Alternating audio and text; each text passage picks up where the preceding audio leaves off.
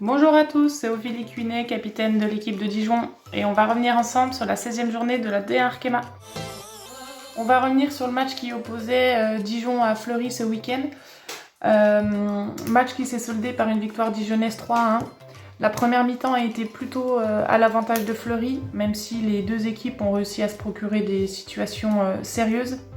Elles prennent d'ailleurs l'avantage sur le plan comptable à la 34e minute suite à un corner dijonnais. La contre-attaque de Fleury a été vraiment très efficace et cela leur a permis de rentrer au vestiaire avec un but d'avance.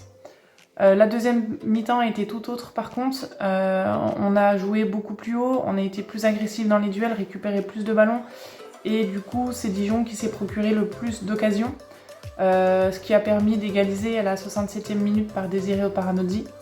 Ensuite il y a eu quelques faits de jeu qui ont été aussi à l'avantage de Dijon. Comme par exemple l'expulsion de Léa Le Garec en fin de match autour de la 80e minute. Ça nous a permis de finir le match en supériorité numérique et d'égaliser vraiment sur les dernières secondes du match suite à un corner pour nous à la 95e minute où je reprends au deuxième poteau le ballon et ça permet de décrocher notre victoire et on a même la chance en toute fin de match de marquer à la 97e minute un troisième but, super beau but de Léa Khalifi d'une frappe du gauche. Donc ça nous permet de gagner ce match très important pour nous et de recoller un petit peu à cette équipe de Fleury au classement. Pour la joueuse du week-end, j'aimerais parler d'Evelyne Viens qui a réussi son dernier match avec le PFC face à Bordeaux en inscrivant un doublé décisif.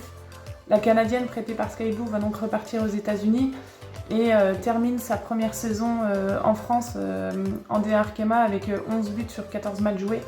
Donc je crois qu'on peut te féliciter Evelyne et reviens quand tu veux en D1.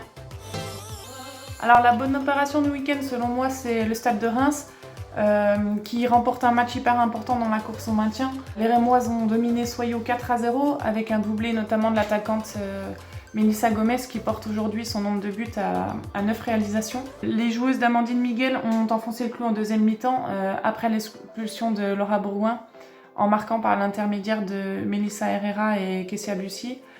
Ce match leur permet de s'éloigner de la zone de relégation en étant aujourd'hui à 7 points de la première équipe reléguée. Donc je pense qu'elles font vraiment la bonne opération de week-end.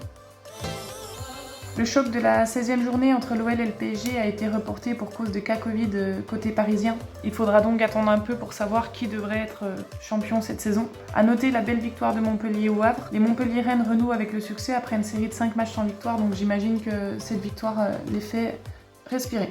En ce qui concerne le classement, donc Bordeaux rate l'occasion de se rapprocher du duo de tête. En revanche, le PFC se relance dans la course à la 3e place qui est synonyme de Ligue des Champions cette saison. Côté Dijonnais, avec 20 points, on fait un grand pas vers le maintien à 6 journées de la fin. Enfin, dans le bas du classement, Soyaux, Issy et Le Havre, défaits ce week-end, vont se battre pour ne pas descendre et gagner leur place pour la D1 Arkema de l'année prochaine.